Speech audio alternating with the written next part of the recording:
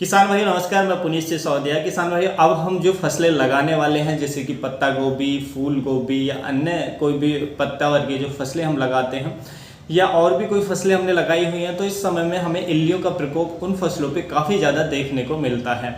तो आज की इस वीडियो में हम आपको इल्लियों के लिए एक बेहद इफेक्टिव दवा के बारे में, इंसेक्टिसाइड के बारे में बताने वाले हैं, जो सस्ता भी पड़ता है और बहुत ही इफेक्टिव तरीके से किसी भी तरह की इल्ली का प्रकोप आपकी फसल में है तो उसको बेहद ही इफेक्टिव तरीके से कंट्रोल करता है।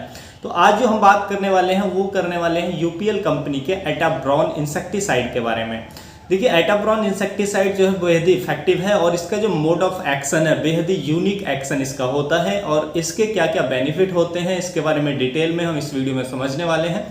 वीडियो अच्छा लगे तो लाइक कीजिएगा, अच्छा ना लगे तो आप इसे डिसलाइक भी कर सकते हैं। और यदि आप हमारे चैनल पर नए हैं, हमारी जो वीडियोज आपको अच्छी लगती हैं, आपके किसी काम की होती हैं, तो आप हमारे चैनल को सब्सक्राइब करके हमसे जुड़ भी सकते हैं। तो चलिए जानते हैं एटाब्रॉन इंसेक्टिसाइड के बारे में डिटेल में। देखिए, यदि हम एटाब्रॉन इंसेक्टिसाइड के अंदर टेक्निकल की बात करें तो इसके अंदर जो टेक्निकल होता है वो होता है क्लोरफ्लूजुरॉन 5.4% इसी फॉर्म में ये हमें देखने को मिलता है। देखिए, इसका जो मोड ऑफ एक्शन होता है बेहद ही इफेक्टिव होता है, बेहद ही यूनिक होता है, तो वो हम आगे डिटेल में समझेंगे।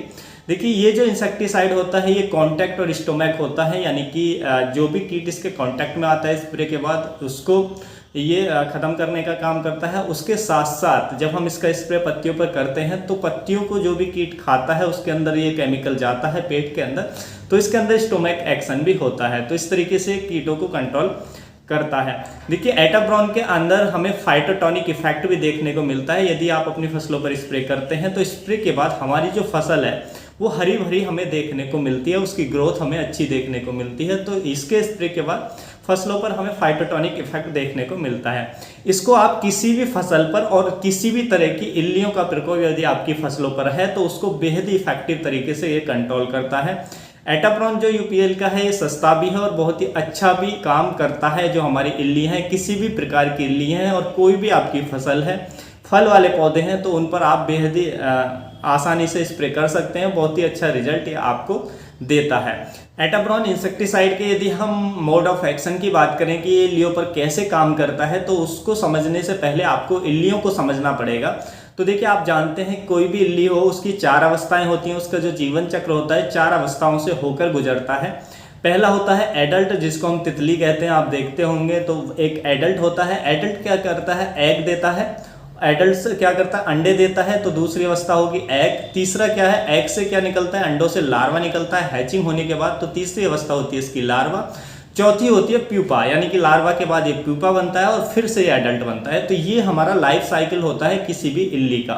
तो देखिए, इल्ली का जो लार्वा अवस्था होती है यही हमारी फसलों को नुकसान पहुंचाती है।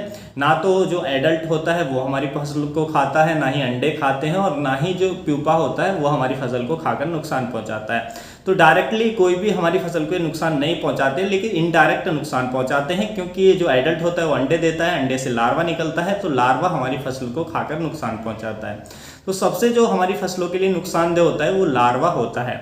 लार्वा की जो होती हैं वो कई अवस्थाएं होती हैं, यानी कि लार्वा भी अपनी कई अवस्थाओं से होकर गुजरता है और हर अवस्था में जो लार्वा होता है वो अपनी हर अवस्था में अपने आप को बढ़ाने के लिए, अपनी ग्रोथ के लिए, तो क्या करता है, जैसे सांप होता है, सांप कांचली छोड़ता है, उसी की तरह से जो हमारा जो इल्लियाँ होती हैं वो भी अपनी स्किन को उतारती हैं, यानी कि वो इस अपनी स्किन को उतार कर अपनी ग्रोथ को बढ़ाती हैं, अपनी एक अवस्था से दूसरी अवस्था में जाती हैं। तो अपनी जो उसकी लार्वा अवस्था होती है इल्ली की, उसमें कम से कम वो 3-4 बार अपनी जो चमड़ी होती है उसको उतार कर अपनी अगली अवस्था में प्रवेश करती है। तो देखिए, एटाब्रॉन क्या करता है, जब हम एटाब्रॉन इंसेक्टिसाइड का स्प्रे करते हैं तो जो इल्लियाँ होती हैं वो इल्लियों के अंदर जाकर इल्लियों की जो कोशिका तंत्रिकाएं होती हैं, जो उसकी चमड़ी बनाने वाली कोशिका तंत्र होता है, उसको ये डैमेज कर देता है, जिससे इल्लियां चमड़ी नहीं बना पाती हैं।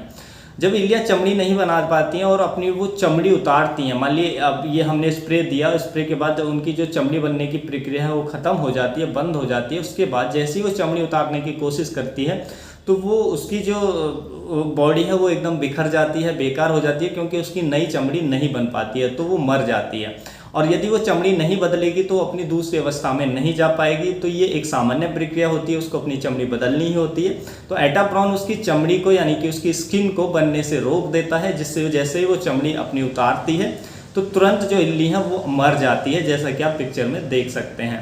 तो इस तरीके से इल्लियों को ख़त्म करता है। तो देखिए एटाप्रॉन के स्प्रे के बाद जो इल्लियाँ हैं वो तुरंत खाना पीना छोड़ देती हैं, लेकिन आपको 3 से 4 दिन तक इल्लियाँ अपनी फसल पर देखने को मिल सकती हैं, क्योंकि एटाप्रॉन के स्प्रे के बाद जो इल्ली है वो खाना पीना तो छोड़ देती है, लेकिन उसकी जो मृत्यु है वो जब होती है जब जो इल्ली है वो अपनी स्किन उतारती है। तो इसमें वो 3 से 4 दिन का समय लग सकता है। तो स्प्रे के बाद 4 से 5 दिन के अंदर जो इल्लियाँ हैं आपकी फसल पर पूरी तरीके से ख़त्म हो जाती हैं। तो ये इसका मोड ऑफ एक्शन होता है, इस तरीके से ये काम करता है। यदि हम इसकी डोज की बात करें तो इसकी जो डोज हमें देनी होती है 600 ml पर एकड़ के हिसाब से हमें स्प्रे करना होता है। देखिए एटाप्रॉन में एक खास बात ये भी है कि आप इसको किसी भी समय स्प्रे कर सकते हैं, हाई टेम्परेचर हो या कम टेम्परेचर हो, तो ये इसका जो रिजल्ट है वो अच्छा ही देखने को मिलता है। जैसे कि बहुत से जो कीटनाशक होते हैं वो हाई टेम्परेचर में हमें अच्छा रिजल्ट नहीं दे पाते हैं, लेकिन एटाप्रॉन के साथ ऐसा नहीं है। हाई टेम्परेचर में भी आप इसका स्प्रे करते हैं तो अच्छा ही रिजल्ट देखने को हमें मिलता है।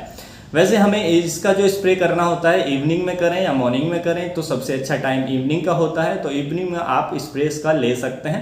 तो काफ़ी अच्छा ये एटाप्रॉन है, आप किसी भी फसल पर इल्लियों की रोकथाम के लिए इसका बेझिझक स्प्रे कर सकते हैं। एक और सावधानी आपको रखनी चाहिए कि किसी भी इंसेक्टिसाइड का हमें लगातार उपयोग नहीं करना चाहिए। वही एटाप्रॉन के साथ भी है, यदि आप लगातार इसकी का उपयोग करते रहेंगे तो क्या है, रेजिस्टेंस डेवलप हो जाती है कीट के अंदर, तो फिर उसका उतना अच्छा रिजल्ट देखने को नहीं मिलता। इसलिए बीच बीच में आप दूसरा इंसेक्टिसाइड भी यूज करते रहें, तो इससे आपको अच्छे रिजल्ट देखने को मिलेंगे। तो किसान भाइयों यही थी आज की जानकारी अच्छी लगी तो वीडियो को लाइक करें, अन्य फार्मर के साथ इसको शेयर जरूर करें ताकि उन तक भी ये जानकारी पहुंच सके। मिलता हूं आपको नेक्स्ट वीडियो में नई जानकारी के साथ, तब तक के लिए आप अपना ख्याल रखें।